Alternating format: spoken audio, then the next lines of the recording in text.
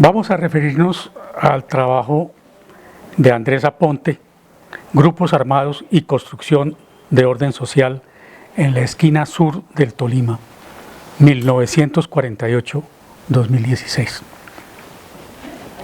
Debo decir que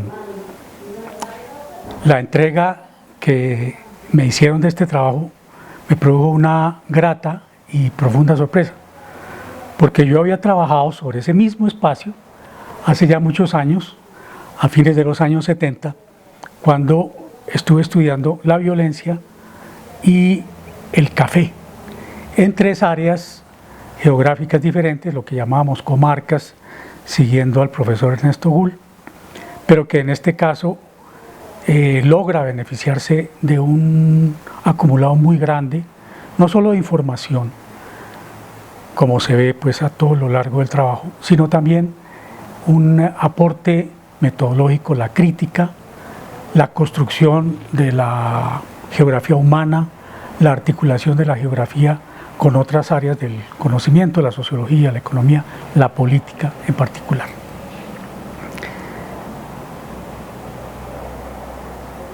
El trabajo de Andrés se centra en lo que ha sido denominado precisamente la esquina sur del Tolima, los municipios de Ataco, Chaparral, Río Blanco y Planadas. Son municipios que están recostados precisamente en la vertiente oriental de la Cordillera Central, de cara al Valle del Magdalena, y que Andrés destaca sus particularidades y que inclusive amerita profundizar más aspectos. Yo diría que en particular en lo que hace referencia a la historia, a la protohistoria, a la historia de los pueblos originarios y a los primeros impactos de la conquista y la implantación del régimen colonial español. Pero vamos a ir por partes. Porque el trabajo, como les decía, tiene que ver con un enfoque de la espacialidad, la geografía, pero una espacialidad que no es simplemente un continente, sino que se va transformando. Es decir, allí se ponen presentes, se hacen evidentes por la exploración que hace el autor, la sucesión de procesos de construcción regional precisamente. La primera es el control de la población indígena. No es un ámbito en el que se explaye Andrés, está dentro de los antecedentes, pero me parece que es importante, digamos, es una de las claves para entender las proyecciones que tiene esa fase inicial de la formación nacional allí, o de la formación colonial y su proyección en la formación nacional allí. ¿Por qué? Porque esta zona, la zona de la esquina sur, es una zona que colinda con un espacio geográficamente diferenciado que tiene que ver fundamentalmente con el Cauca país, con el Cauca Nasa. Porque, y eso lo vemos a lo largo del trabajo de Andrés, hay un contrapunteo entre las comunidades que están del lado del Tolima y las comunidades que están del lado del Cauca. Inclusive el proceso ya posterior de los años 50 en adelante de la formación de la insurgencia guerrillera tiene que ver con las relaciones complejas, contradictorias que se dan entre los grupos de origen Nasa, los que están hacia el lado del Cauca, y los grupos Pijao que están hacia el Valle del Magdalena. Digamos, estos son elementos que no tienen un gran desarrollo porque no es este el propósito de la investigación.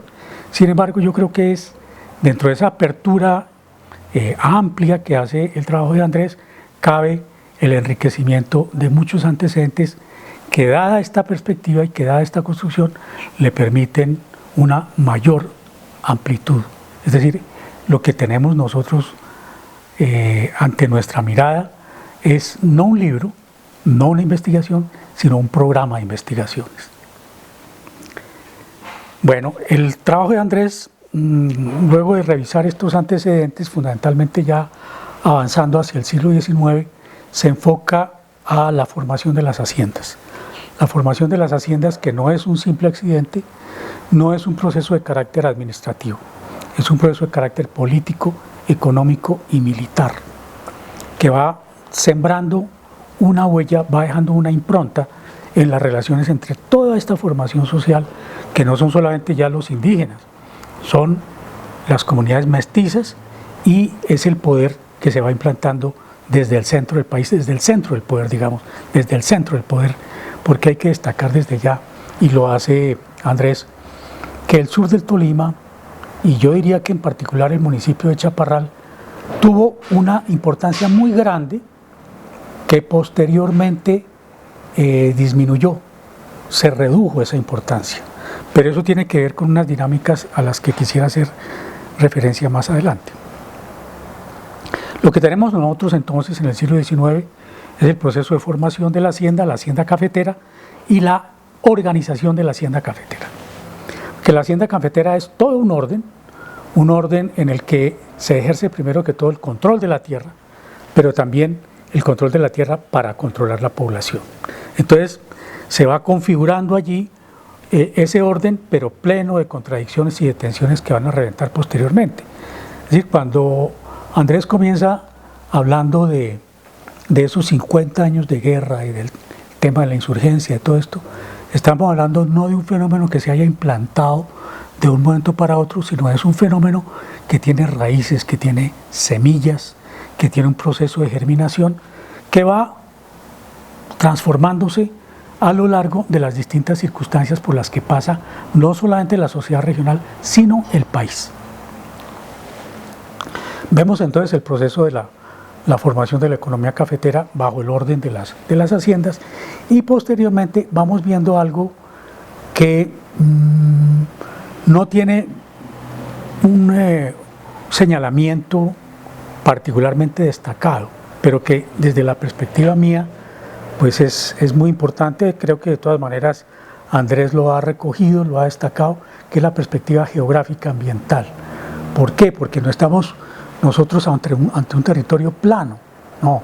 Allí repetidas veces se nos hace caer en cuenta de que es un territorio de vertiente, donde hay una parte plana, efectivamente, que es alguna de la zona que está digamos, en el oriente del triángulo, en el oriente de la esquina, que corresponde en parte a Chaparral, pero que también hay unas partes ya hacia las vertientes e inclusive hacia las zonas más elevadas de esta estructura. Esto es importante no solamente por los condicionamientos económicos, ecológicos, sino también sociales, porque lo que nosotros vamos viendo es que el poder se va consolidando en las partes medias y bajas, y lo que va a ser el contrapoder está mucho más en las partes altas de las vertientes.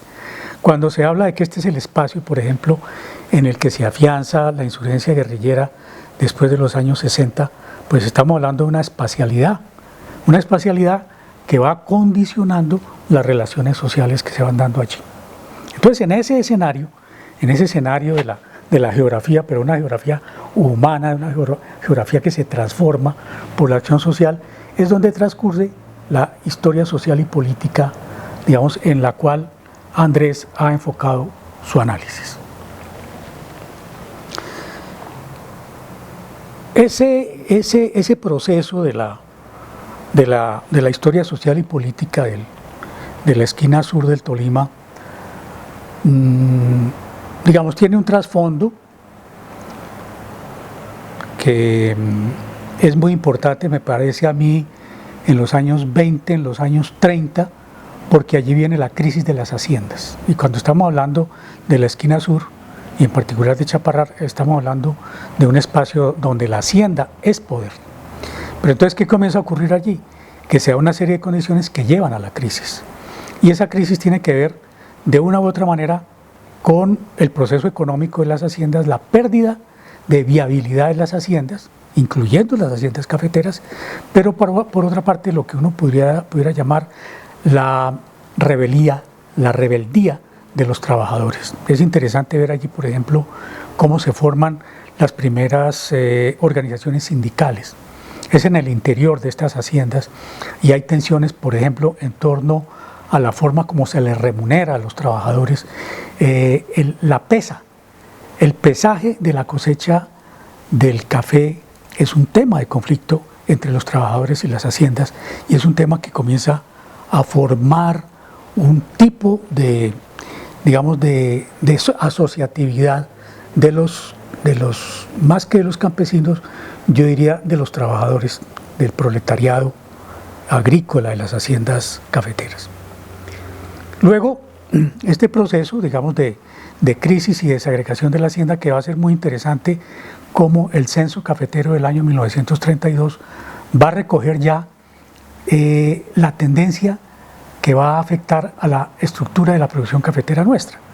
Porque a diferencia de otros países como Brasil o países de Centroamérica, el caso de El Salvador, la producción cafetalera nuestra va a tender a ubicarse fundamentalmente en la pequeña y en la mediana propiedad. Y esto es lo que se comienza a ver, por ejemplo, en el caso de Chaparral. Es decir, comienza a ascender, comienza a hacerse importante la pequeña y la mediana propiedad. Y allí esto se da en medio de toda una serie de tensiones económicas, pero fundamentalmente políticas. Hay que recordar que, digamos, los años 40 son los años en los cuales concluye, pudiera uno decir así, la época del reformismo liberal, que comienza pues en el año 30, gobierno de Olaya Herrera. Después, alrededor de esa frustrada ley de tierras, la ley 200 de 1936, pero que de todas maneras va acompañado de toda una serie de procesos en donde comienza a aparecer, a surgir una nueva perspectiva de un orden social y político en el país. Es la época del reformismo liberal, pero esto concluye en los años 40. Concluye en los años 40 y no concluye simplemente como un ciclo económico, concluye como un ciclo político, y ahí precisamente es donde está enmarcado el comienzo del estudio de Andrés. Arrancamos precisamente en 1949, luego del asesinato de Gaitán y la feroz represión que se da contra la organización del gaitanismo. Andrés destaca, me parece supremamente interesante, porque se va definiendo como lo que se pudiera llamar el orden social, como él lo denomina al titular su libro, el orden social de las dos expresiones guerrilleras. El orden social de la guerrilla liberal, el orden social de la guerrilla comunista. Y me parece que es importante señalar no solamente la diferenciación política de estos dos órdenes, de estos dos tipos de formaciones, sino inclusive su espacialidad. Yo creo que el trabajo de Andrés recoge una cantidad de elementos para destacar esas diferenciaciones. Son órdenes sociales diferenciados en términos de quiénes lo componen, cuál es la posición desde el punto de vista de clase de esos órdenes, es decir, cuál es el orden social de la guerrilla liberal, qué la configura, cuál es su base social y cuál es la base social de la guerrilla de los comunes. Pero que yo destacaría que no solamente son órdenes sociales, sino que también tienen una espacialidad. Entonces, por eso a mí me llama la atención y destaco el énfasis que le da Andrés Aponte a la geografía de este espacio, que no es simplemente hacer unos mapas, es tocar la configuración ecológica, inclusive económico-ecológica de esos órdenes sociales, quiénes viven en una parte, quiénes se afianzan, qué tipo de estructura social se organiza en una parte de ese espacio y quiénes en otra parte, y qué tipo de desarrollos, inclusive político-militares, van a tener. Esto es importante no solo en el proceso mismo de la violencia, digamos, de fines de los años 40, los años 50, los 60, sino en el proceso posterior. Porque no hay que olvidar que el trabajo de Andrés llega hasta el 2016. Es decir, nosotros estamos viendo un transcurrir supremamente complejo, que yo creo que aquí hay que tener en cuenta un aspecto que es la transformación misma del Estado. Y hago referencia a lo siguiente. El estudio de la región, de su dinámica histórica y política, está enmarcado en una caracterización del Estado colombiano como un Estado que delega, que históricamente ha delegado. Y yo creo que Andrés destaca este aspecto y es muy importante. ¿Por qué? Porque allí el Estado simplemente reconoce que hay unos poderes locales con los que él negocia, en quienes delega. el orden de los grandes hacendados. Son personas que hasta muy recientemente eran los receptores del poder, eran quienes manejaban el poder. Eso comienza a cambiar.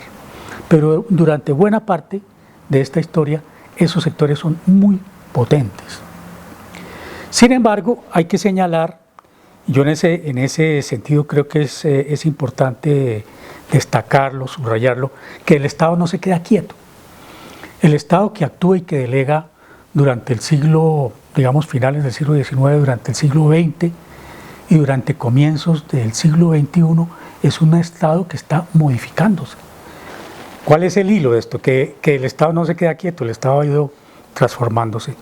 Estamos ante una dinámica muy fuerte, una dinámica que se hace sentir en el Estado, que de una u otra manera evidencia las incidencias de transformaciones que se dan en el entorno internacional, pero también en un Estado que está haciéndole frente a transformaciones dentro de la misma sociedad y también a procesos sociales, inclusive procesos de carácter insurgente que se van dando en el país.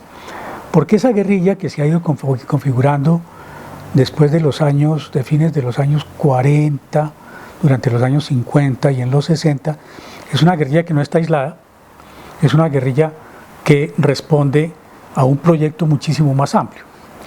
Es interesante señalar, y hay una fuente que no recuerdo bien si Andrés la cita, una crónica de un periodista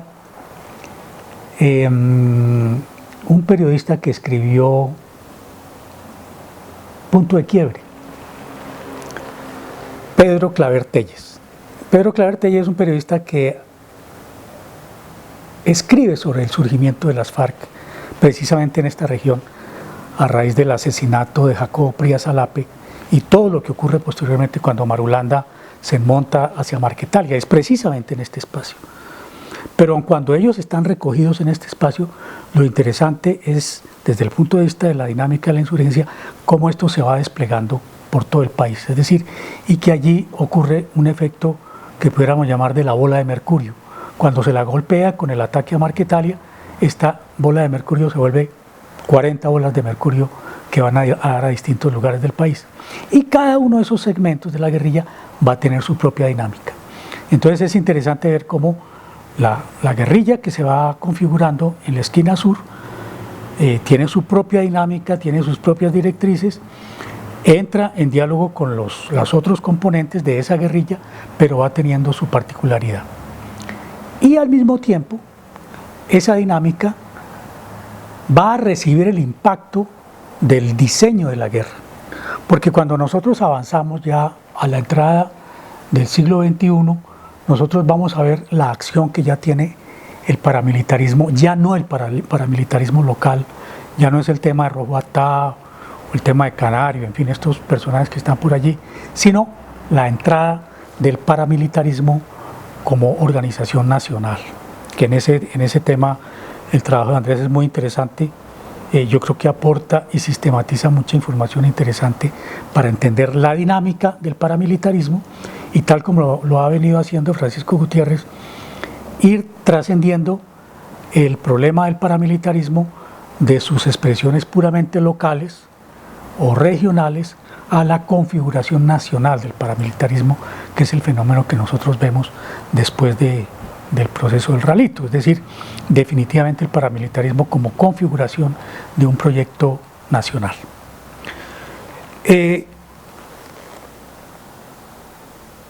Ese ámbito que yo llamo la atención, en el que vemos el Estado que delega, el Estado que se transforma, la sociedad que se transforma, las insurgencias y las resistencias que se transforman, los aliados que se transforman, recoge un aspecto que me parece que ya es importante pensar en el cierre, y es el gobierno del presidente Álvaro Uribe y el proceso hacia la paz y el acuerdo de paz entre las FARC y el Estado colombiano. Porque este es un fenómeno en el que ya de una manera muy marcada entra a incidir las relaciones internacionales. Hay un fenómeno que es supremamente importante, yo no lo vi pues ampliamente destacado en el trabajo de Andrés, que es la intervención militar norteamericana con la operación Lazo, el plan Lazo, que se desarrolla en 1964, que es, digamos, es un dispositivo estratégico que se diseña en el Pentágono y que se pone en aplicación, digamos, con un carácter de laboratorio en Colombia, precisamente centrado en Marquetalia. Es decir, es en Marquetalia en donde se pone en operación todo un aprendizaje que han hecho las escuelas de guerra norteamericanas en la guerra contra insurgente y que Colombia sirve de laboratorio. Digamos, a mí me parece que es supremamente importante entenderlo, pero eso se potencia mucho más es durante el gobierno del presidente Uribe. Es decir, cuando nosotros hablamos del plan Patriota, de todo este proceso de la seguridad democrática, donde viene la reingeniería de las Fuerzas Armadas de Colombia, que es el que marca ya un punto de quiebre definitivo en la dinámica de la guerra insurgente y contrainsurgente, no solo en la esquina sur, sino a nivel nacional. Es decir, pero aquí ya lo que tenemos es una intervención muy fuerte, masiva, estratégica de las escuelas norteamericanas o de la escuela de la doctrina norteamericana de la guerra contrainsurgente y cómo las Fuerzas Armadas de Colombia, fundamentalmente el Ejército, absorben, incorporan toda esta innovación en la ingeniería militar. Y esto yo creo que ya marca una visión nueva porque el Estado asume la reingeniería de sus Fuerzas Armadas y allí la visión del territorio cambia completamente. Es decir, ya no es el Estado que delega, en muchos aspectos pueda que sí, pero en aspectos estructurales del control del territorio ya no es el Estado que delega, y me parece que de una manera mucho más marcada estamos en el momento que estamos viviendo actualmente, y es que ya Colombia se convierte en un apéndice mucho más claro de la estrategia que despliegan los Estados Unidos hacia el continente. Este es el cierre, en realidad este es el cierre. Obviamente el trabajo tiene muchísimos matices que destacar. Me parece que esa preocupación que tiene Andrés por develar, por analizar la construcción de los órdenes sociales nos lleva obviamente mucho más allá de los temas militares. La relación entre los componentes de las sociedades locales, me parece que amerita mucho el estudio, leer con mucho detenimiento el trabajo de Andrés, que sin duda para mí es un excelente aporte, no solamente a la comprensión de nuestra historia, de la formación de nuestra sociedad, sino también la comprensión de lo que nosotros debemos tener en cuenta para la construcción de un nuevo orden social para el país.